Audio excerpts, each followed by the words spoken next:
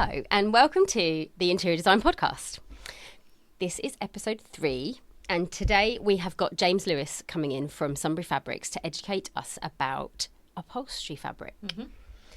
So we're going to have a quick catch up for the week first. Yeah, see what's been going on. With just me and Cheryl before we bring James in because I think he's waiting outside, you know.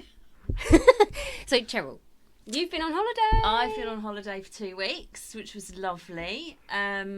And now back straight into the thick of it. So I am, currently working on a project in London, which is a salon. So that's exciting. I've done all of the kind of legwork before I went away, draft, general arrangements and stuff, but now I'll kind of get into the nitty gritty of it really. So yeah, I've got that one to sink my teeth in. But what about you? Oh God, we're so busy. Chinese floating restaurant in Canary Wharf. I'm project managing it. I'm not designing it. They've asked me all of the plans in Chinese. Oh my God, all the plans are in Chinese, and we've had to translate them all. And I thought, oh yeah, that'll be easy. I'll just put it through a translation document. Google no, it's not been as easy as that. No. So we had to go into CAD and edit every single annotation on probably about 100 drawings. Wow. I was like, oh, I wasn't quite. So that's just project management you're doing on that one, is it? Yeah, but the other jobs that we're doing some really cool projects in central London at the moment. We've got 3, all owned by one person that are all really cool, high-end places. Mm-hmm. We've got one that's right near Liverpool Street, which has got 5 floors, and they just want to redo the whole thing, called Andrea's. Mm-hmm. And it's going to be awesome. It's going to be like a garden inside on the ground floor, and then it's going to be sort of going up into like this beautiful teal. Oh, that's beautiful. Amazing. So I've done all the mood boards, and as you know, love a mood board. So I got my favourite bit done. Now I've got to do all the hard work. So yeah, I'm just loads of different things. I'm project managing a little cafe in Lichfield. I've designed it about 2 years ago, and it's still going on. It's usually the way, isn't it? Nearly finished, but we're doing listed. It's a listed building, so it's taking ages. Mm-hmm. And yeah, I've got a residential in Mersey. Oh, amazing! Which is really cool. She's lovely. Belinda. I just got. So I think I might have mentioned in previous episodes that I was helping out a friend with their extension, and so it's all done and they're officially moved back in. So I popped around there a couple of days ago just to kind of see, to see it kind of in all its glory. Oh, is it all finished, completely done? Pretty much. Oh Yeah. And they've got, they're starting to put all their furniture back in and all of their pictures are going back up on the walls, and it just makes it just makes my heart I just feel really proud. I'm just really proud of it, and they love it, and it's just nice. It's so nice when a project takes, that build's been going on for about a year, but the actual project's probably been bubbling for a good couple of years. I've been involved with them, and it's just so nice to get in and see, their stamp on it and all of their stuff going back in, and just how happy they are being in there. Using the kitchen, using the space how it was supposed to be used, and it just makes me so happy. It makes me really, really happy. You should be really proud. Yeah, no, it's cool. It's really cool. Cool. So we're going to go and get James. Yes. And let's learn about some upholstery and some Sunbury fabrics. Let's do it.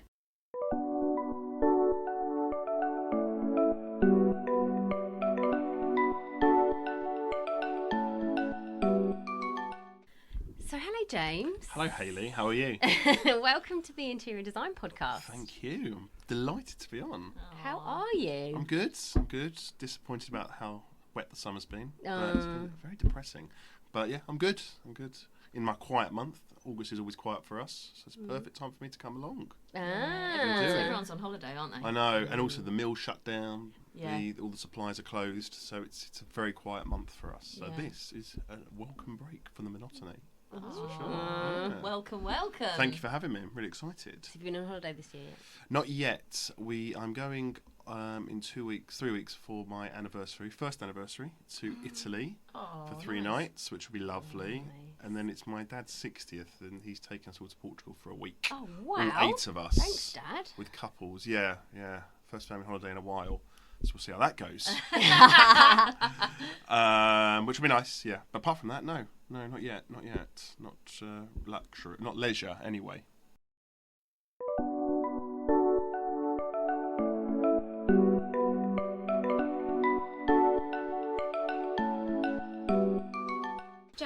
James. Hello. Hello, Hayley. What are you going to educate designers about today? Oh, so about fabrics, I don't really think I should do anything more than fabrics. I don't really know much else about. I know what I sell, which is a good thing. You work for Sunbury Fabrics? I work for Sunbury Design, yes. Sunbury Design. Did it used to be called Sunbury Fabrics? No, it was called Lewis & Co. Fabrics Limited, which is still our official name. Mm-hmm. And then we were called Sunbury Fabrics as well. Lewis & Co. for Sunbury Fabrics. So we started in 1948, I should say. And the building it was in was called Sunbury House, which is why the Sunbury name comes from. And then we switched to Sunbury Design before I worked for the company about 15 years ago.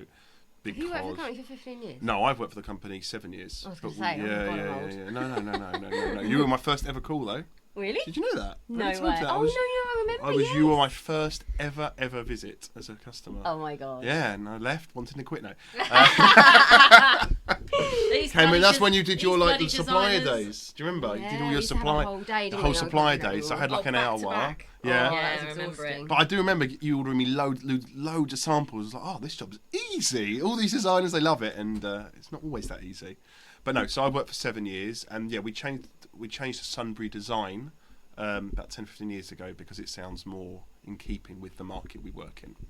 And we work with the hospitality design industry, so the Sunbury Design part is where it comes from. So yes. So it's very niche. What, the fabric world? Yeah. No, the hospitality design industry is quite niche. There are lots of different regulations. And something you don't really think about until you work in it. It's you don't really think about the chairs you sit on until you work in that industry, or the curtain in your hotel room, for example, until later, and then all the regulations and all sorts of things. So you just before you came on, you were saying, I was saying to you, we want to teach interior design, design or something, and like a little bit like a CPD. Yeah. And you were like, no, we don't call it CPD, we call it lunch and learn. Yeah. So what I know out there, I know in the workspace industry, which we don't do loads in, they do use them. They do say use CPDs a lot more. It's like architectural, really. Yeah, it's more of an architect, which is why it's got into the workspace environment, because they do a lot of architectural stuff. But in the hospitality side, it's generally lunch and learns. That's what they call it. I guess it's less formal, and it comes over from the States, because in the States they do big things on lunch and learns. They love a lunch and learn out there. Which is, and obviously we follow America, generally. You pay £500 for lunch. $500, which is basically 500 quid now, isn't it? So yeah, when I go out to the States and host lunch and learns there are, the big design agencies or big cruise liners who we work with, they have approved suppliers. So you can only work with these suppliers, and it's generally around $500. Yeah. Jeez. So that's cool. It's cool. It's good fun. It's tiring, but it's very, very good fun. Do you get out to America much? I've started since COVID. I didn't really go before COVID. So in the last 18 months, I've gone 4 or 5 times for work. I'm going again in October. Yeah, it's fun. But when you're on your own, not with your family, it can be a bit lonely. But every day's different. At least you're not sitting in an office all day. Exactly. Exactly. It is a perk of the job. Yeah. It is a perk of the job. So what are you going to teach interior design So about today? I will talk about the regulations of fabrics. So durability, fire rating you need, those sort of things really. Yeah. Or try and teach. So over to you, James. Okay. To teach us. So with hospitality fabrics, which is what our bag is in, every upholstery fabric has to be something called Crib 5, which is the fire rating.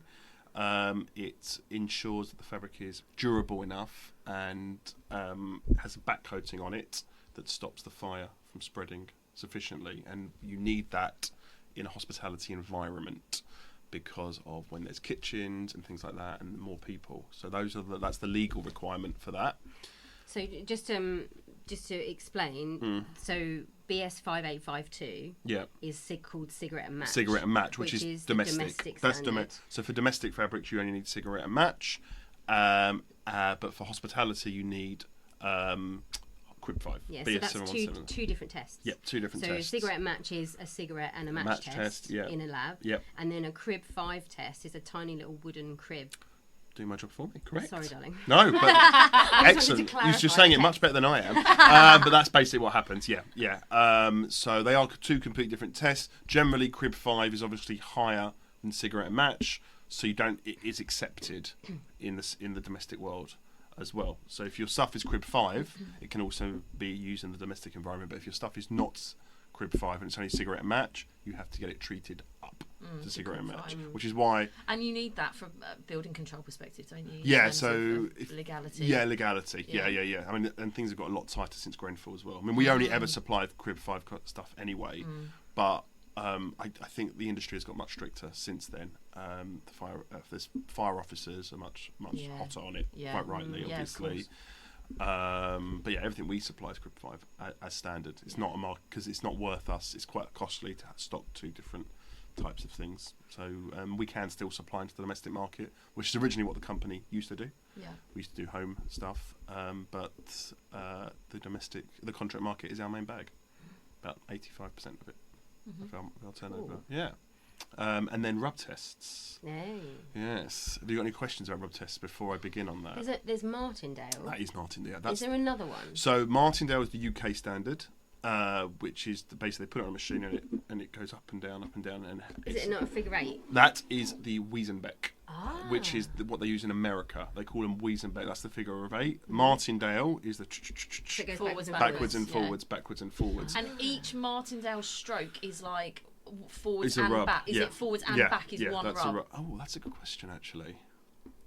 I believe so. Yes. Yes. And it will go with a textured weave. It will fail. The rub test will end when three weaves break. So I mean, don't have a camera here, but if you see our key code book there, that makes 45,000 rubs. And it'll go back and forth, and when 3 go, that is when the fabric has not failed, but that is the end of the rub test. Yeah. With plainer fabrics, it's a little tougher to see. It's when it loses colour, or it starts to there's noticeable signs of wear, which is why plain fabrics generally have a higher rub test than textured fabrics, because there's less risk for the fabric to go wrong on. Yeah. So, but the severe contract minimum use is 40,000 rubs. But generally in our industry, we don't generally sell stuff less than 45,000, and even now it's getting higher and higher and higher. We sell things that are a quarter of a million. There's product out there that's like 250,000 so rubs. We sell three products that are 250,000 rubs. It's insane, isn't it? I think also that when people think of rub count, I mean, you instantly think of in the design industry, you think of rub count as being when the fabric fails and breaks, but actually, as you just pointed out, with some of the plainer, less heavy weave fabrics, it isn't just about the product failing; it's about loss of colour, the kind of the stretch, just the wear and tear and things. Basically. I think it's such an important point, the rub counts on fabrics, because I think a lot of designers maybe don't give it the thought that it actually really needs. So it is important. I think they can be a bit misleading at times, because stuff can be 40,000 rubs, and that is absolutely fine. It's like more than fine, and it will perform just as well potentially as a quarter of a million rub test. And also, if you're in a hotel or a restaurant, it's getting refurbed. If it's a high volume place, it's getting refurbed fairly regularly. So there's not even enough time for that fabric to even get to the point where it fails. That's something that needs to be considered when selecting the right fabric for the job, in terms of what that life cycle of the design is, in terms of how long are we talking before potentially there's where it's being used. If you're using it on a seat pad, that's obviously going to get far more use than a back of a chair. A back of a chair could literally last forever, especially on the outer back. It's never going to get any sort of. It might get, if it's in a restaurant, I guess you might have people like rubbing their hands on it or wiping when you're pulling out the chair. Yeah, or maybe a waiter spills a drink over it or something like that. But that's the worst it's ever going to get. Obviously, a seat pad takes a lot more sort of just more durability. More wear. So you've got to consider that, which is why generally designers like yourselves will go for a faux leather on the seat pad and then the decorative on the back. I quite often use it because a lot of the decorative fabrics you can get are sort of 40,000 rolls, Yeah. and actually putting that I mean, on the back of a chair is fine, isn't it? And you can get some really cool designs and that aren't very high. Yeah. So you kind of go, I want to use that, but actually, if I just put it on the back, it'll be fine. yeah, because it's not getting anything. There's nothing going to happen to it that's going to cause it to fail. Yeah, as I said, the only thing that's going to work, it might get stained, and as long as it's cleaned properly, which is always an issue, then you're not going to have a problem. Yeah, so that's that. The more important thing that's arisen in the last few years is everything we supply nearly now has some sort of stain-resistant finish on them, because of the requirements in the industry. Owners, end users, not even you guys, it's your clients want their stuff to be easy to clean. Do you know what? I've got a perfect example of that yesterday, and it was one of your fabrics actually. Oh, excellent. I can't remember which one it was. It was one of the velvets. Madison. Madison, probably. Normally. Did you send me a Madison recently? Yeah, everyone loves Madison. Green. So yeah. It was Madison. And the client threw a glass of wine over the. I told. The fabric. Yeah. And it bubbled on the top, right? No. Well, I don't know what happened initially, but after a little while, it just disappeared. Yeah, so that's got... and the guy was like, this is amazing. Yeah. He was like really worried about it. Yeah. I'm like, go and chuck a glass of wine over it now and try it. Yeah. And he did, and he was like, no, that's fine. That's an example. It's got a stain-resistant finish on it, so it will just bubble on the top. Although, again, you don't necessarily need any sort of stain resistance on polyester fabrics, because polyester isn't designed to be cleaned really easily. In reality, it will be fine with just a cloth and soapy water. But I suppose clients want that extra security, that extra knowledge. So you've got to make it essentially bomb-proof. Not bomb-proof, because we can't protect against bombs.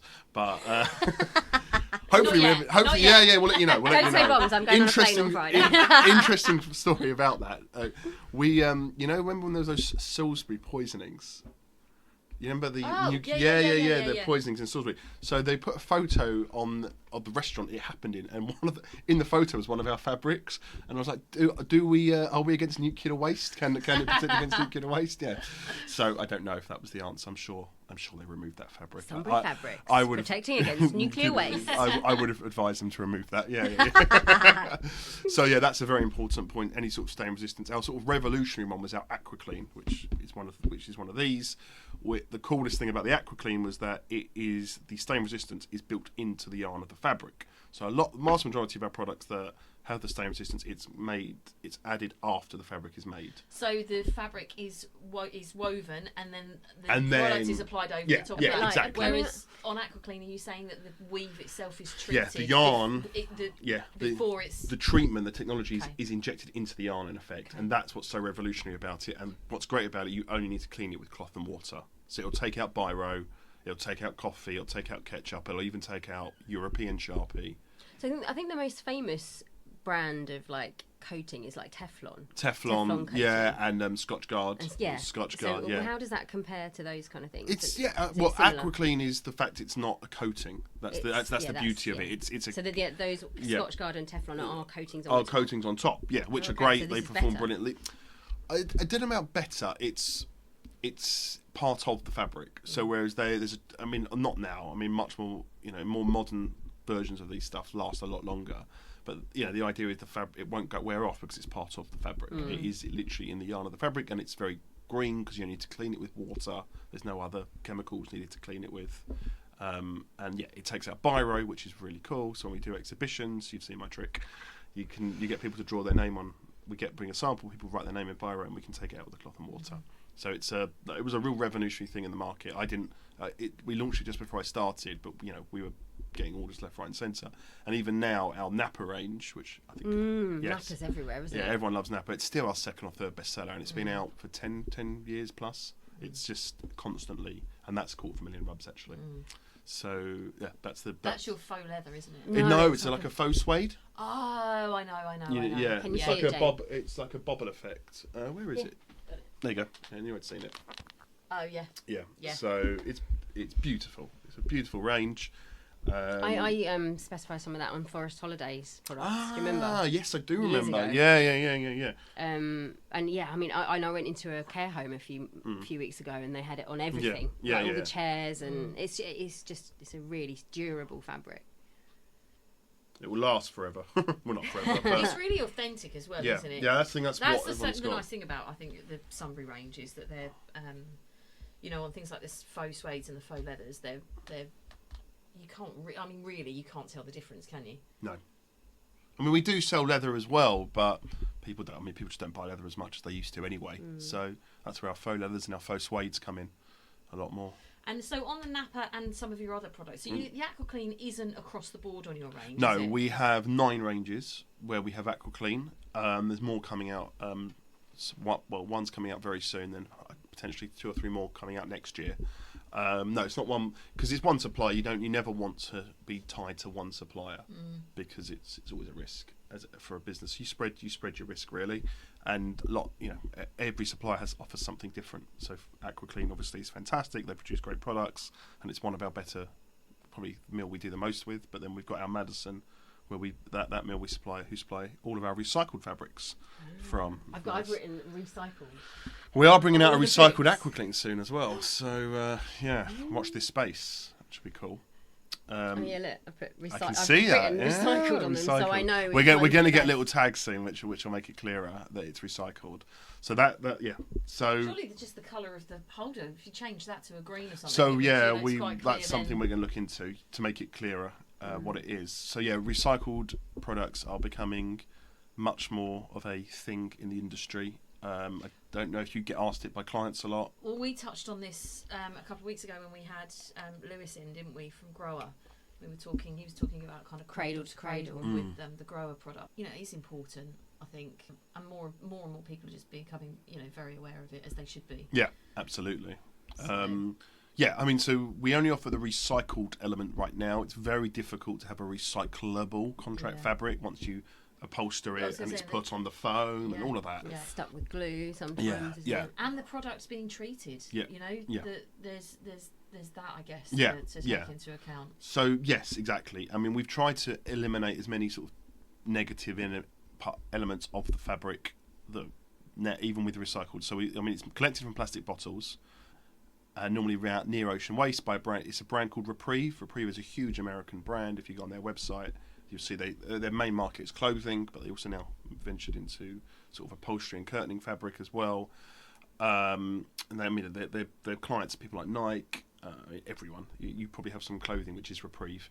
And then so they collect it anyway. So it's turned into the polyester fabric that we then supply to you guys. Repreve, do they collect stuff from the ocean? If you go on their website, it's Repreve.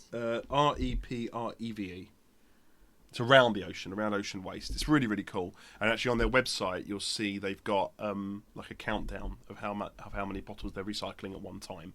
It's really, really cool. And then that's what you get out of our products. But then we've also gone that little bit step further. We've made sure the Crib 5 element of the fabric is halogen free. And halogen is like a chemical which generally has been used to make things Crib 5 because you can stick it on the fabric and it doesn't burn to 2,000 degrees. It's cheap, very, very good, and very, very obviously fire retardant, but it's not particularly good for the environment. So we've removed that, but we've still made it Crib 5. Our stain resistant treatment on it doesn't have any perfluorocarbons in it. What is a perfluoride carbon? So it's like a colourless, it's a colourless chemical. It's not flammable, which is why again it's used on soil and stain treatments in fabric, but it's not very good for the environment. But it's very good. It's very quick. It's very reactive to taking out stains. So we've removed that, and we've still got the stain resistant finish on them. So that's where we're going, and we'll add it eventually to all of our other products as well. Okay. So that's the main thing. Recycled products at the moment are slightly more expensive because there's not the high demand for it as there is for normal ones. But I'd imagine in the next 5 to 10 years, recycled elements will be like what Crib 5 is now, or what 40,000 rubs is now. It will be a requirement in the industry. There has to be some sort of recycled element. There's no virgin yarn in your fabric, or not 100% virgin yarn. I'm sure there will be a requirement that's got to be 30 or 40% recycled. And rightly so, I think. As the world burns, we've got to do something, right? Definitely. We've got to. So we'll try and do our little steps. It's very difficult because then you don't always know what happens. I mean, for fabric suppliers, for furniture manufacturers, for designers, you don't know what's going to happen to the chairs in that restaurant or the headboards in that hotel after 5-6 years are the owners just going to get rid of it all and put it in a skip and send it to landfill? You sort of lose that control over it. So I guess there'll have to be bigger regulations, maybe on like the people with the real money, which are the owners, the people with the hotel owners and the restaurant owners, who will have to recycle things a lot better. I think that there's a lot of trouble reusing old furniture and reusing, including the upholstery, even if the upholstery is any good. Very expensive. It's very that's always the problem that comes across. People, even on the domestic side, you've got your old sofa. It's cheaper to bin it and go and buy a new one. So I won't go into our actual pricing is, but that saws down that velvet you were looking at. That's a decently priced velvet. It's what it is, but it's £6 a metre more than our Madison velvet. Okay. Which is our bestseller and not recycled. And we can offer Madison in a recycled element now for 300 metre minimums, but the price would then increase. But I think it's already sort of starting to merge, and there's not too much difference now between the old I think in 2 or 3 years I think it'll be negligible. It'll be standard, won't it? Yeah, more people will use it, so there's less expense buying the actual yarn for the mills and things like that. I think that there is some onus on upholsterers to label the furniture really, really well in Crib 5, because I think that there's a labelling system in domestic where you have to have a label, don't you? So you have to have people in commercial don't necessarily have to do that's a good point, actually. And actually, if upholsterers and manufacturers were to put something permanent on the bottom of a chair, saying this is Crib 5, I'm surprised there's not that requirement when you think it's got to be in a home. But I've seen so much furniture in pubs and restaurants which I know are Crib 5, or they of course I know it's Crib 5 because I can see it's either our fabric or a competitor of ours fabric who only do Crib 5 as well. So you know it's Crib 5, but how does one actually know? Actually, when you're recycling something, if you're selling chairs that are upholstered, you have to make sure that they are compliant. And if there's no label, it's tricky on the chair that's a permanent fixture, you don't know, you can't prove it, so you therefore have to reupholster it, and then you have to throw it away. Absolutely. So I think that there is an onus on upholsterers to make sure that things are labelled really well. So then if you have got a chair that's not worn out and it's the right colour, you don't have to reupholster it, and you can just use it. Yeah, absolutely. Just needed to put that point in. No, I agree completely. Really valid, I think. Yeah, but you're right. It's budget still dictates everything, especially now, in fact, with the cost of living crisis and energy. Energy bills have dropped thankfully in the last few months, but generally energy bills, budgets are tighter than they were. Clients don't have the money to spend. Interest rates, things like that, they don't have the money to spend. They did. Well, I don't even know. They've still got the same amount of money, but they haven't got pre-war, everything's gone up, pre-COVID, pre everything. Before the world went crazy, so everything has changed. Our pricing structure has changed. Everything has risen. Our cheap fabric is now what our cheap costing fabric is now what our medium to high costing fabric used to be. Just is, and our supply. It's not just us. I speak to our competitors. We're all in the same boat. It is what it is. People are slowly accepting they've got to pay more now. They still get some people who don't understand the pricing, but that is what it is, I'm afraid. I'm hoping it's going to level out now. I think it is. So last year we had 4 price increases in a year. Normally we have 1 to 2 max. This year we've only had 1, and there doesn't seem to be any on the board just yet. So I hope so, because it's a nightmare, especially as someone trying to sell a fabric. I give a price, and then 2 or 3 months later that price is invalid. Where in the past we might have been able to maintain our previous price, whereas last year we just couldn't. If our suppliers putting their product price up 10-15%, we're not making any money if we don't then sell it on at the right price. Same as you guys though, with what you're charging for your design work. If you're everything's costing more. Yeah, absolutely. A lot more. So we're going to go for a little break now. You can handle that now, it's fine. See you after the break.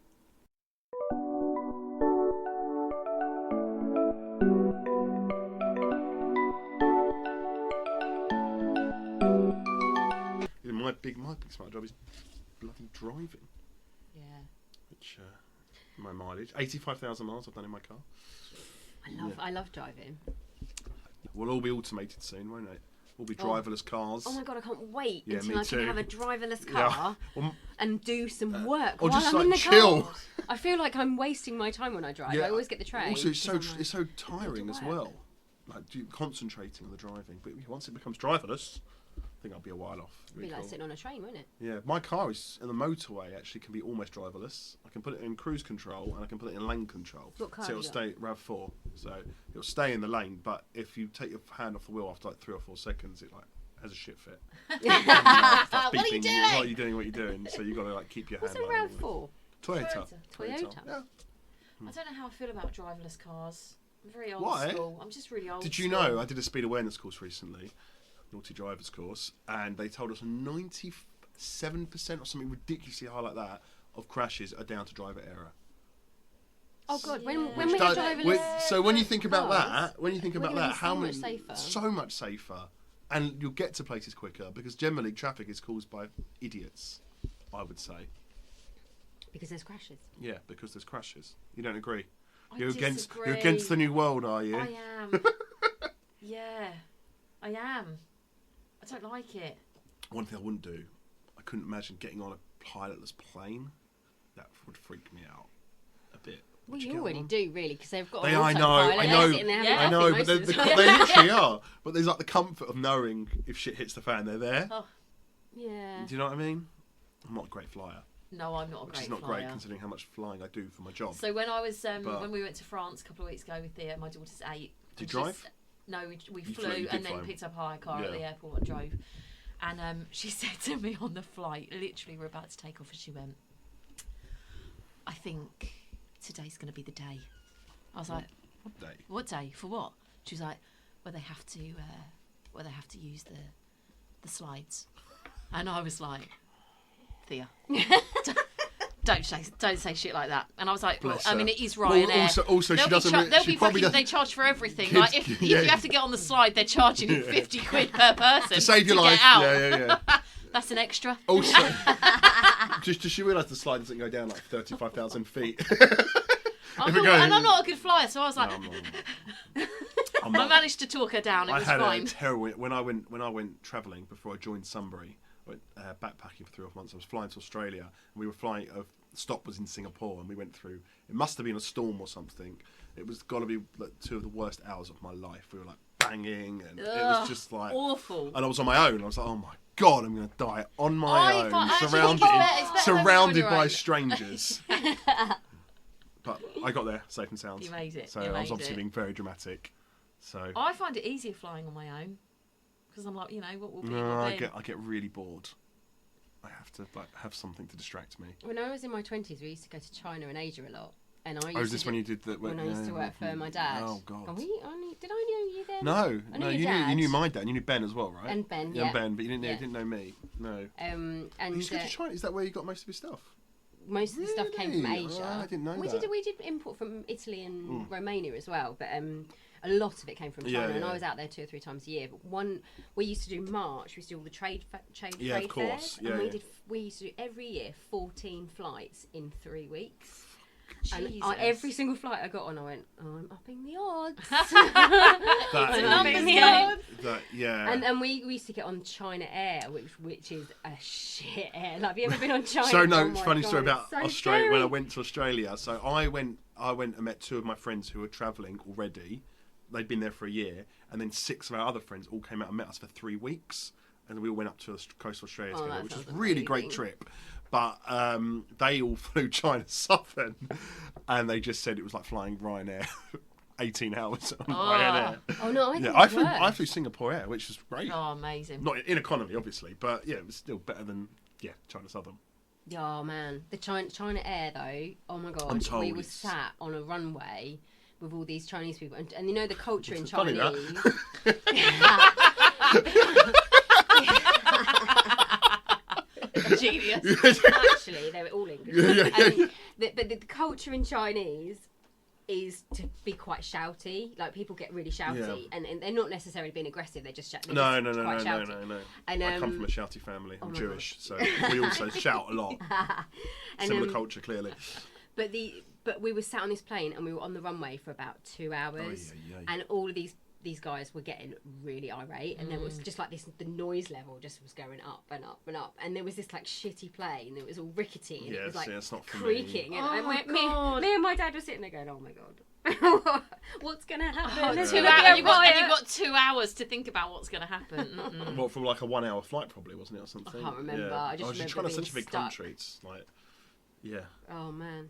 Oh god. Should we talk about fabric? I don't know. I quite like the travelling vibe. It's a bit more interesting, isn't it? I mean, fabric's great. I can talk about fabric all day long, which I do clearly. But yeah. So I don't know. Trends. What have you guys, from a design perspective, noticed for trends in the market? Fabric trends, because interesting what we've picked up. That's a question. Yeah. You didn't prepare us for that one. I know. Well, I'm sort of reversing it. Fabric trends.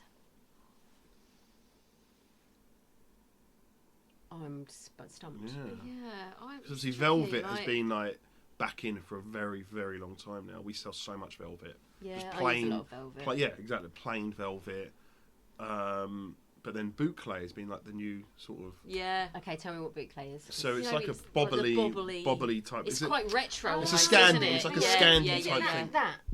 Yes, sort of, but not really. A bit more than that. That's a bit too smooth for it. We've got a So boucle. I need to put a link in the notes. We've got a on the boucle. show. Put the link to our Leopold boucle. Okay. Which collection. is So people know Leopold what we're talking boucle about. collection. It's a recycled boucle. Oh, Boucle. nice. It's cool, right? How do you spell boucle? Boucle. E? Yes. Tell my mother's an English teacher. Oh, I hate autocorrect. Boucle. Yeah. Link in notes. Link in the description. Note to self. Note to self. Ask James. Ask James. Order samples. Get book. Order fabric. Specify. Specify Sunbury. See, it rolls off the tongue.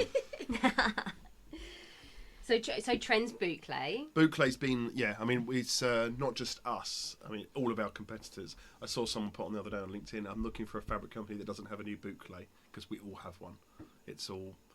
But it's the trend, and everyone wants one. So, and then it's about us trying to offer, slightly different colours to what our competitors offer, and them trying to do the same thing, and having the right stock and things like that. So yeah, trends is. It's always hard to follow a trend, because if you think you get on the trend can be done by the time you launch the product. I was going to say, when you kind of asked that question, I was thinking, oh my God, Cheryl, like, if something's on trend, I try and avoid it. Well, do you remember at all costs? So when that's because you're a trendsetter. Oh, I don't know about that. Cheryl, the you're designing. trendsetter. I think I try. If someone says, "Oh, I really want to." So like the big thing before I started at Sunbury, I remember it was just ending, because when I first started on the job, people asked me if we offered it. Was the hounds-tooth design. Yeah. That was I know it was massive before we started. We never offered it.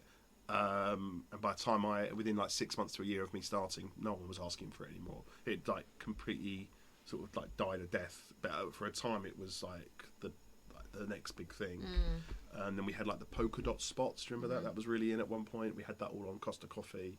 But again, that's all sort of died a death now. It's hard with design. That's why we don't offer loads of patterns, because they're more expensive to produce. People generally will only use them once. And they're not. You don't get the volume you get out of them on planes. Yeah. So it's where you what you're sitting on there, that back of that chair. It's not ours. It's a competitor of ours. I won't say who it is, but I do know whose it is.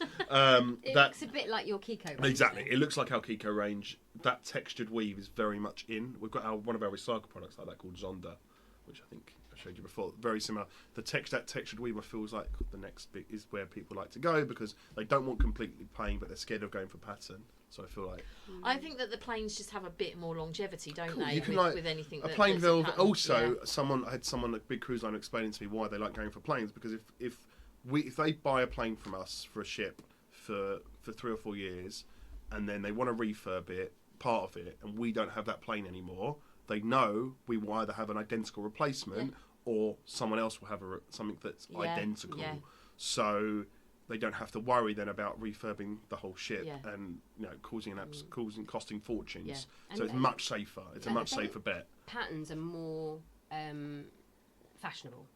So for example, I've just specified a plain on your velvet. Yep, the source down. Yep. A plain green, and then we've put a really beautiful like patterned. Sure.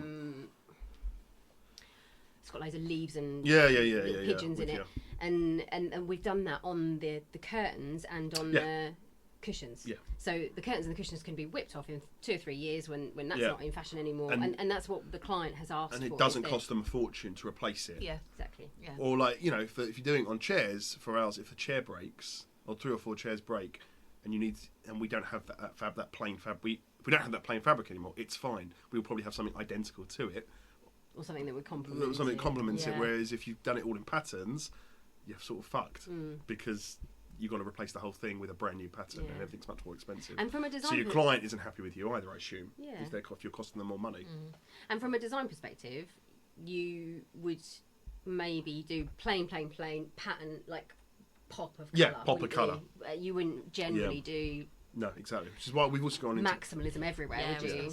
That's why we've also started offering our prints as well, because prints have that pattern and are much cheaper to produce than cut velvet patterns. Because it's just a general print on a base cloth. And if you've seen that, we've collaborated with a textile designer called Amelia Graham. Ooh. So we've launched 2 ranges. Link in notes. LinkedIn. Amelia's stuff is really cool. She obviously has our fabrics, but she does scarves and things like that, and she's really nice as well. What's her name? Amelia Graham. She's based in Brighton. Amelia. She is. So we've collaborated on 2 products with her. One was called Perception, which we launched annoyingly January 2020. So it had a really good initial reception, and then COVID sort of just killed that vibe. But it's still doing really well. It's been spec'd on some really cool jobs. And then we launched the second one last year, which was in a recycled base cloth called Cascade. The cool thing is now we can print any design on a recycled base cloth, which is really, really cool. It gives good options for big projects, because it's about 100 metre minimums. So if we wanted to design a fabric... You could print it for us. We can print it as long as you provide... We always say you've got to provide the artwork as designers. We don't do the artwork, we're not artists. And it's about 100 metre minimums. So it's not huge. So obviously, if you're just doing it for a back of a chair, it wouldn't be ideal. But if you want to do like a hotel curtains, or like in bedroom chairs on a hotel, that's plenty. For it as an example. So on the stuff that on the printed patterns that you do, I don't know whether people want to know about this, but I'm intrigued to know whether So you said there was a fabric called. Did you say it was called not Inception? Perception. Inception's a good name, though. I might suggest that in our next creative meeting. Perception. So you come up with an idea. Yeah. And then do you pitch that to designers, or does she come to you? So our design director, a guy called Ben Earing. Have you met Ben Earing? Is Ben your cousin? No. Ben Lewis is my cousin. We've got another Ben, confusing. who is the design director. And his dad was a former sales director at Sunbury, but he's not a Lewis. But he's honorary. Oh my God, he's not Lewis. He's an honorary Lewis. He's probably the most important person in the business, to be fair. So he's the one that deals. Don't tell your dad that. No, my dad agrees. he deals with all the mills. He's the one that's got all. If ever I've got an issue with the fabric, I'll call him. He's got the knowledge that no one else. He's worked at mills before as well, so he's got like encyclopedic knowledge of fabrics. So he found him and Amelia sort of connected on LinkedIn, and they met, and they're going through some conceptions of designs, and that's how that got produced. Okay. And then we spoke to our supplier who can do a base cloth in that, and then we print the design onto that base cloth. Okay. So it's pretty cool. Yeah. Pretty cool. Lots of people are doing it now. It's a good version of a good way of getting colour, getting design without it being too costly to us or the end user as well. Yeah. It's significantly cheaper than cut velvet, for example. And we don't have to stock loads of it. Then you don't get left with loads of stock once it goes out of trend, which is always a problem. But it's the risk everyone takes, I guess. So yeah, that's a pretty. But interesting to know that from a design point of view, if there was a design, if there was an interior designer working on a project that needed something that was completely bespoke, if they were in a position to either design it themselves or have someone. As an artist do the design for them, that they can approach you guys at Sunbury and say, this is what we need, these are the quantities that we need, is it something that you're interested in? The only thing we don't do is the design ourselves, because we're not designers. But if they gave us the design in an image, in a high resolution image, there's no reason why we can't do it. Okay. I always think when you're doing, because we do branding and interior design, I always think when you're doing branding, it's really, if you're doing branding for a hotel or for a hospitality venue, it's always really cool to have a pattern. Yeah, I agree completely. And as part of the branding, I always offer that, because because having that pattern, It makes it pop. yeah, Yeah. it gives you brand consistency, And it elevates the brand, doesn't I it? agree. I mean, it's definitely high end, isn't it? It's kind of the luxury end of the market to be able to integrate that branding somehow into, not just from a colour perspective, but if there's, you can be really clever with it though. It doesn't have to be. I don't think it needs to be expensive though, because it doesn't have to be high end. It just needs. It's a bit like Costa. Costa have got their. I mean, they've got their brand sorted. Their interior fit outs aren't that expensive. But Costa are just constantly got all the right evolving. things in the right place. And they're constantly changing how, because we've been on Costa projects for like 10, 15 years, and sometimes we get more out of them than not, and then other times we get loads out of them. But they're constantly changing how they do things because they know they've got to evolve as a brand. Yeah. It's really interesting. But They obviously they're owned by Coca-Cola now. Oh yeah. Yeah, they got bought out. Did the whole of Whitbreads get bought out by? No, they just bought part of Costa. They bought Costa from Whitbreads, but no, Whitbreads still own like Premier Inn and things like that. But yeah, they bought. I think Whitbreads bought them. Correct me if I'm wrong. You can look it up online, listeners. So I think they bought it for like 17 million or something, and they sold it to Coke for like $4 billion. Like something like. But they did so much though, because they went into all the Costa. In the garages, yeah, got those Costa Expresses yes, and stuff. yeah. I mean, it's genius. It's a great idea, and it's I would say it's a bigger brand in the UK than Starbucks is probably. Yeah. I mean, Starbucks is like the go-to brand in America, but here, you've got Costa, you've got Pret as well, which is obviously more of a city type coffee place. But your coffee here is massive, right? It's we were talking about before. Yeah. There's so many. You've got Costa. I mean, the main two are like Costa, Pret. Then you've also got Costa, Pret, Starbucks. Then you've got like Nero, which is really nice. Nero's pretty big, I like isn't it? Nero. Nero's really good. Then you've got like Tim Hortons, which is getting bigger. Yeah. That's It's not like coffee though, is it? yeah, it's coffee. It's like the Starbucks of Canada almost. Oh. Yeah. So we've got quite a bit of fabric in that as well, in the UK, but it's massive. So that's coming. That's huge. And then you've got smaller ones, as we were saying, in the UK, Yeah. but obviously massive in America and things like that. Then you get Dunkin' Donuts here, I think. You had that in America? Oh my god! Banging that. We've got Krispy Kremes. Yeah. But they're not drive-through. They're not drive-through. No, there is one. There is one there? Krispy Kreme. Yeah. There's one Krispy Kreme drive-through in Enfield. Not quite far for you. It's not far for me at all. It's like 10 minutes from my Too house. close. You've not been in a while. I might suggest it to her. It's about 10 minutes from my house. But yeah, that's the next one. We'll pitch it. We'll pitch it to Dunkin' Donuts. Dunkin' Donuts. Get them over here. We've got a Wendy's owned in Colchester. Where we Do are. you? Oh. Apparently, everyone keeps talking about it. Oh, I took the kids to Wendy's and there was a massive queue. It opened in the summer holidays. Yeah, there was a massive thing, I think, in the paper. Someone was telling me the other day about, everyone's up in arms about the fact that it's all cashless. Oh. Rightly so, people. Do you know what? The banks are just rinsing us, aren't they? All the money is just going to the banks. I'm not even going to get on my I don't soapbox really about this. I don't really carry cash though. I do. Do you? Can't keep using it. It'll go. It will but go. No. I find it annoying. I prefer just go. Yeah, but every time you do a transaction, Yeah. 2.5% of that transaction I goes know. to the bank, I know, but and that money is reduced, and then that person's going to pay someone else in something, and then know. 2.5% of that. By the time you've Yeah, had 10 but- transactions, all the money's gone to the bank. I know. It's just convenient though. You know, right? It's control though as well. Don't forget. Massive control. Don't get us on our soapbox. Maybe we'll edit this God. now. Head down the conspiracy theory rabbit hole. Anarchy, let's go. Yeah. The Illuminati. Yeah.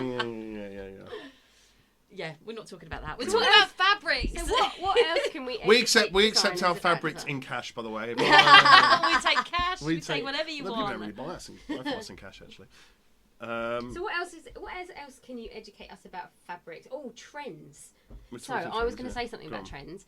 So going back to trends, I think the sustainability has got a massive thing. It's like and like green and natural fibres, and I don't think that's going anywhere fast. it's Like here to neutral. stay. We've got to. The world is like everyone. You just have to look out the window. Not this summer actually, but generally, the world is burning, and we've got to. I suppose at the end of the day, it's not really up to we can only do so much as people, but when you're supplying, and I think there's a responsibility to start to supply things that has a sustainable element into it. Absolutely. The difficulty at the moment, though, with all of that is the fact that it's all people have the choice. Right, exactly. They have the choice to either be. I would say I think most people do try and make some effort. Some effort. I don't think there's very few people who are completely like, fuck it, I don't care. Basically, I think most people, have a recycling bin at home, for example, basics, and so then that's why I think it then translates into the working environment. A designer generally will like to look for recycled. Something that's got a sustainable story to it. It's also a nice story to sort of when you're selling it in. It looks good and it sounds nice. I think that the responsibility of designers is, and I said this I think in the Cradle to Cradle one, is the designers have a responsibility to specify something that is and make sure that they're offering a sustainable choice. Even if it's more expensive, you go to the client, you say, this is the sustainable option which I would prefer you to use, and this is one that's cheaper if you need to work on the budget. Or maybe a mixture of the two. Exactly. Like that's always maybe a good way to go. But no, I agree. I mean, I noticed when we first launched the recycled products, we had a good reception, but there were some people like, meh, whatever. But now, we get asked, is it recycled? And I'm showing the fabric, and they're like, oh, it's recycled, really? That's great. It's good to know. And it's just becoming such a thing now. It's so important. But in terms of trend, the actual perception that it's recycled, that whole, I think that kind of natural looking, absolutely, it doesn't necessarily mean that it is recycled. Hopefully it is. But do you mean in colours? So like soft, like greens and and greens things like and natural fibres and things like that are all really on trend at the moment. It's interesting. Yeah, I agree actually. I mean the problem with natural fibres are so expensive. Like wool is obviously very, it's so natural, but it's a fortune. We wouldn't be able to, if we launched a wool range, we'd sell it in some elements, we would sell it, but not in any great quantities, because it's so expensive. We'd have to sell it at significantly more than what we sell any product for, even our most expensive products, and it's not really the market we work in. The high-end residential market, I think, has got natural products have got a huge future, like huge. People, especially if you're designing a house in like Chelsea or even somewhere near, like in sort of the richer parts of the home counties, that's where natural fibres have a huge part to play. Again, it's cost, isn't it? It's cost. But I suppose if you've got a £5-10 million house, you can definitely afford to pay an extra £20 a metre on your sofa. I think. Oh God, yeah. So when I sell all my fabric, and I'm designing my multi-million-pound home, and I got you girls designing it for me. Good man. We'll do it. Yeah. The other thing about trends is which we touched on when we were talking about colour, the fact that and Cheryl, you sort of said I don't like it when it's a trend. Actually, when you're designing, you shouldn't really be looking at a trend. You should be looking at what are you trying to achieve. If what you're trying to do is attract all the people who liked to be trendy. Is that a word? I'm old saying trendy. On trend. On trend. My grandma used to say that. When you're trendy. Trendy. We're going up north now, haven't we? But in terms of, you've got to look at the market that you're designing for, or the person that you're designing for, and tap into that, not into the trend. Is that where you were going with that earlier? Because you don't. But like, do you when you're designing, do you follow like colour of the year? The Pantone of their colour. No. I'm like honestly a massive anarchist over here. It's awful. It's not awful. Actually. It's not. No. What I find interesting is we don't get affected by the colour of the year too much because hospitality isn't as influenced as other markets are. But it is funny that it's decided by a group of people what the colour of the year is. Like, but why? Why is it the colour of the year? We were talking about this when we were discussing psychology of colour, and we were, when we've had discussions about it after we spoke to Karen, and what came out of that conversation was that actually, like, colour of the year, whilst it's great, that's not what it should be about. And I think that's probably why I try and, if there's something on trend, and it's very much on trend, I'm very conscious as a designer that trend has got to me at a point. And it's got a shelf life. Absolutely. So actually, if the client comes to me and says, I've got a vision in mind of what I want to try and create, and I really love, for example, I don't know, I'm just trying to think of antlers. No, I'm just thinking about something that would be really on trend. Necklace.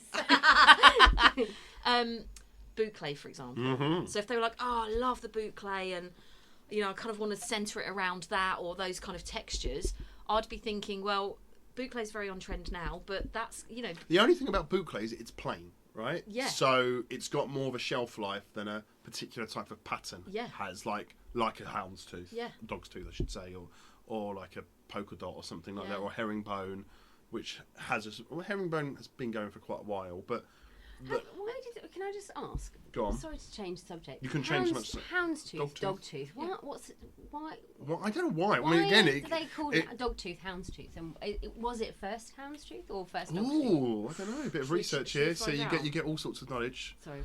They say learn something new every day. You then. No, it's fine. Houndstooth. Dogtooth. Houndstooth design. I've got I can't. Yeah, what came first, right? We'll have to come back to that. We'll put that in the notes, people. I think, like, from a trend point of view, for me anyway, as a designer, I'm constantly trying to push the boundaries, and I'm constantly trying to think outside the box. And, you know, maybe I'm playing kind of devil's advocate a little bit. So if someone comes to me and says, this is what I want to try, as a vision, I won't just do as I'm told. I'm not going to just take their vision and say, okay, well, that's what I'm going to design. I'll be like, well, actually, have you thought about... Like, there's so much more to it than that. Have you thought about the context of the building, the context of your brand, the context of your location, of everything? Psychology. It's interesting when you say think outside the box, because we tried to, but we can't be too different as fabric suppliers, because if you launch something that is very Marmitey, you can be left with quite a lot of stock that people hate. But it can also get huge, and that is that gamble. That is that gamble you take. So it is interesting that I know you hear from designers, we want fabric suppliers, we want you guys to do something different. We're like, I know, but there's a reason we don't all do loads of different stuff, because we've all tried it in the past, and we've had stuff that's worked and hasn't worked, same as a lot of our competitors.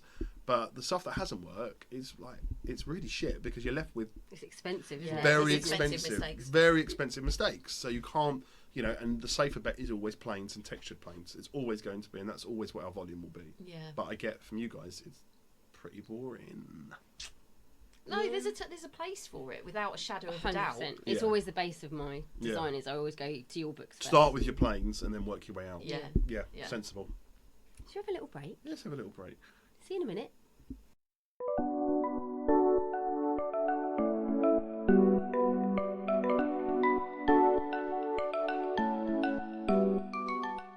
I feel like I'm going to get a reputation on this podcast of being literally the one that's like, no. Wait till we get onto your conspiracy theory. Flat Earth Flat theorist. Earth thing, yeah. No, it's definitely not round. No, it's all made up from the sky. I think that's why I asked you to help me. Oh, God. Because it's just like that challenge. Polarising opinions. Constantly. I like that. It's important. It's not. It's really fucking See, I'm the opposite to you. If someone said to me, I need Boucle, it's going in. Yeah. Somewhere. But that's good. But I think there's a place for both of that. Yeah. I genuinely do. I think there's a place for the... the tradition, and then there's like... I'm looking at it and being like, that's why Hayley's got loads of work on. I'm like, right, I've got these 2 projects that I'm working on at the moment. No. Not at all. There's a place for both. I agree completely. I wouldn't want to change. So I'd imagine... Please don't change. I was about to say, if you're a creative person, you can't really make something you're not passionate about, I'd imagine. Whereas, I can sell, I guess, if a product I don't like, or I don't think will do well, I still sell it in the same way I'd sell a really good product, I guess. But if you're creative, I'm not like that. but you're creative, it's different. I mean, there is obviously, if I really like a product and I think it's going to do really well, I guess it comes across that I really like it a lot more than if I didn't like it. But I like all of our products. I used to sell shirts when I was at college. I used to work in Bacchus menswear. I used to absolutely love it. What, in Colchester? Yeah. Still there? Yeah, I know. That was like 20 years ago. No, it was 25 years ago. Oh my God, I'm so old. What was it? Was it like a high-end store? It was like an independent menswear, wasn't it? And it's still there. It's quite rare, actually, that these like independent shops are still there. That's cool. And we used to, and they taught me how to sell, and it was brilliant because I used to like get men dressed, and I used to be like, your dream, right? I'm not sure about that. I think it's the other way around. Yeah, but she sees them get undressed and then dress.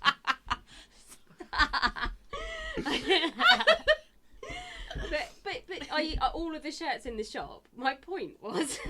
that you got to see the men undressed and dress them back up. Oh, yeah, I know, right? Would you like me to help you with that? You got a problem taking that shirt off with me? I'll undo your cufflinks for you. Yeah. But all the shirts in the shop that I liked would sell out like ridiculously quickly because I'd be like, look at this one, it's amazing. And and then all the ones I didn't like never used to sell, so they used to get me involved. I was their best Saturday girl. Maybe come work for us. Still to date, I go in there and they go, yeah, this is Hayley, she was our best ever Saturday girl. Maybe you can come take my job. Sell better than me. I like my job. Yeah, I like my job. It's a good industry to work in, isn't it? Oh yes, we were going to talk about the industry, weren't we? Segue. You like that segue? It's a good segue. Because you worked in it for a long time, haven't you? But it's a very sociable industry. There's lots of networking events. It's good fun, and the type of selling you do isn't hard selling, which is because I did recruitment before this, which was on the phone and blah blah blah. That was good training for you. Very good training, very very good training, but it was not fun. It's not enjoyable in the way that this is a fun, social industry. You've got all your networking events, you can meet people and BCFA event. It's actually not called the BCFA anymore. Oh no, it's not. It's called the CIUK, Commercial Interiors UK. I can't get my head around that. Yeah, they decided to rebrand. I guess British Contract Furniture Association sounds a bit stuffy. So Commercial Interiors UK is a little bit modern, and it involves like commercial. It is well. what it is. It is what it is, and it does sound a bit more modern, and it's got a cool like branding logo and things like that. So that's what I've done for it. But yeah, we have the industry luncheon. We have the barbecue, which is fun. Lots of drinking, which I like. At these events, it's really good fun. Yeah, it's good. It's you always meet different people as well. And we have it's a creative industry, so it's not stuffy, which is always a problem. I think if you I'd hate to work in like a corporate world or something like that. I love getting into the room with all the designers and like the gossiping, BCFA, CIUK. Events are awesome because there's so many designers and everyone's so flamboyant and everyone's kind of like. And then from a networking, like from our point, a networking perspective, it's great because you drink and you talk to people. It's so casual. It's a good way of talking to people in like a non-work environment. I think that's quite important. Yeah. When you're, I don't know if you like when you have people selling to you, you don't want people being too strong, coming on too strong with the selling, do you? No. I've got someone ringing me every couple of weeks at the moment, and you're just just no. I don't think that people still do behave like that from a sales point of view. That it's it's all about relationships. A lot. It's about like you do have to be persistent because as a salesperson you can't not be persistent. But remember me. Things like that. There's a line between being persistent and annoying. Yeah. And it's really hard not to. It's really hard not to cross it because you don't want people to forget you. So there are a couple of designers I work with who don't mind that I call them all the time because they know they're like, yeah, I'm useless. Just keep calling me and I'll answer eventually and we'll meet. Yeah. Which is fine. So I'll keep doing that. But then there's others where you can't call too much. Yeah. Like you can't just drive them mad. And that's fine. And it isn't that. You're right. It's not that type of industry where it's like not hard double glazing or anything like that. Interesting. Working in the States, they love British salespeople. Because we are much more like Americans are so like, hey man, it's it's so over the top. Whereas we like talk to them, educate them, or just talk to them like people. We have conversations with them, and it's much more relaxed. Whereas these, people buy from people, don't they? They do. That's what I was taught in recruitment. I had this boss who was very David Brent-esque. Oh. But that was actually one of the first things he said to me, people buy from people. And it is very true. Because like we sell fabric, which is lovely, but we've got there's like 6 of our competitors who sell basically the same fabric, buy it from the same people we do, and it's about how the relationships you build to sell that. And I think as a designer, you have to be, especially if you're freelance, you have to be a salesperson. I think everyone has to sell in their job. Because you have to get the work, and then you have to sell your design. Yeah, absolutely. And like you and I, Cheryl, both had sales jobs, haven't we? And I think that's done so. But even if you work in like a big one of the big global design practices, you still have to be selling. You still have to sell your designs to your bosses, or the bosses then have to sell it to the corporation. If you're not confident, you've got to be confident in what you're making. Definitely. And you don't present it properly, then you don't sell it properly, then you don't. No one's going to believe you if you don't believe yourself. Yeah. No, I agree. You have to, sell yourself, and then the product will follow. And as the product is not very good, then you're a bit fucked. It's always good. Our products are always good, so it's fine. You like our product, right? Love your product. I've been working with you for a long time. Long time. 22 many years. 22 years. 22 oh my God, years. I'm so old. Do you know how old I was then? Don't go down that road. Go on, tell me. 10. Fuck. I'm 32. Yeah. So when I started in 2016. Oh my God, so that was 7 years ago. Yeah, I was 25. Fresh. Yeah. Fresh as daisy. Slightly more hair. Receded a bit now. All that driving. Well, thank you very, very much, Thank James, you for having me. I really coming enjoyed and that. educating us. That's all right. What are you guys up to the weekend? I'm getting ready to go on holiday next week. Oh, you're away next week, aren't you? I am at a music festival. If it doesn't chuck it down with rain. Tomorrow's meant to. Yeah, I think I'll do that on Sunday. Sunday's meant to be nice. Yeah, so do that on Sunday. Get your wellies out. Yeah. What are you doing? I'm going to my friends tomorrow night, and meeting my mate's new baby, and then I'm playing golf, and then I'm out with my wife on Sunday. Oh, nice, busy weekend. Busy, relaxing, nice though. Yeah. Busy, nice. Yeah. We're going to sign off now. Yeah. And I Thank hope you. everyone Thanks for has- having me on. Thank You're you. very welcome. Really enjoyed it. Ciao. Ciao.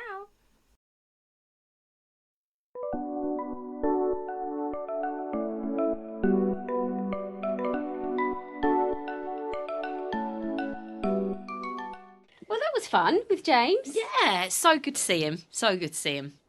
And lots of interesting information in there, I thought.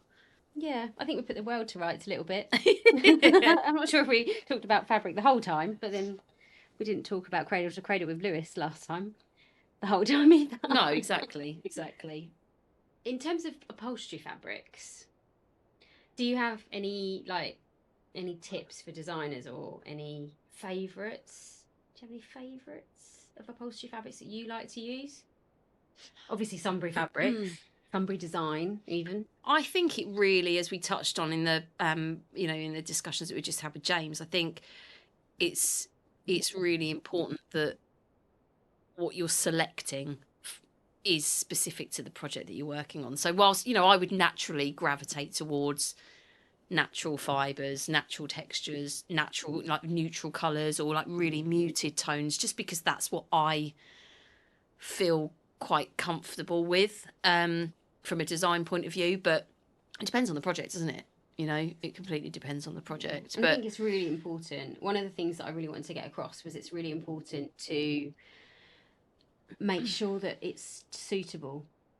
Like in terms of Martindale rub tests, make sure that you've got the right fire retardancy. And in terms of if you're designing a restaurant or a pub, or you're doing something commercial, it's got to be Crib 5. Otherwise, you're not complying. Yeah. I think also though, excuse me. I think also, whilst obviously James was talking about very much the kind of commercial side of things and the commercial side of the business and the requirements from a commercial point of view, there is no reason why you can't replicate that in a residential project that you're working on. But it's important to think about those considerations, because if you're doing a residential project, and you're doing a new build, or you're refurbing, or you're extending, and you're putting product in there that you want it to last, don't you? You don't want to be, well, hopefully you don't want to be in a situation where you've paid a lot of money for a sofa, and then the sofa is 3 years down the line it needs changing. So I think it's important from both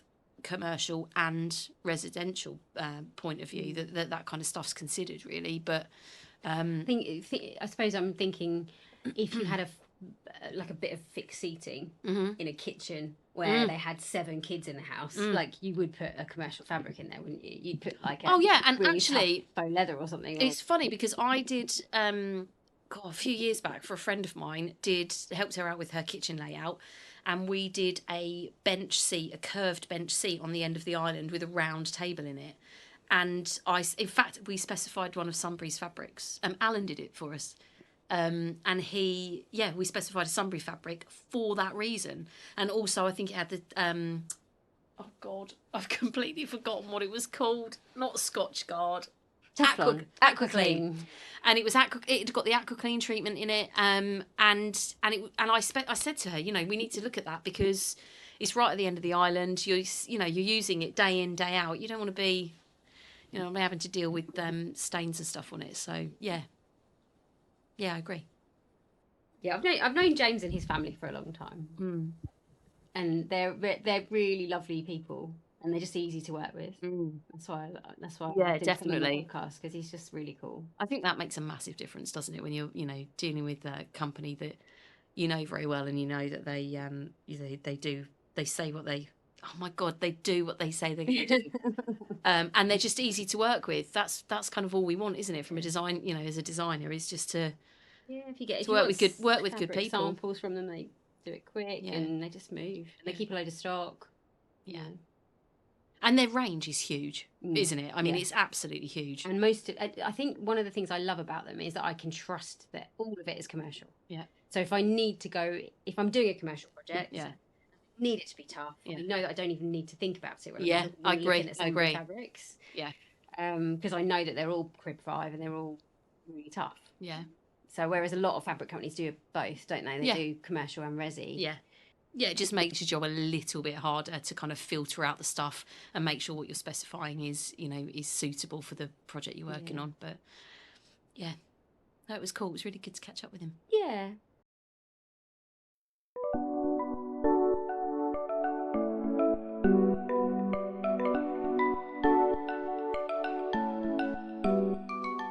If you like this episode, please like, share and leave us a review. We're on Facebook and Instagram, interiordesign.podcast. We really do value your feedback. So if you guys have any ideas on what you'd like to hear us talk about, or anyone that you'd like us to interview, then please do get in touch and we'll see what we can do.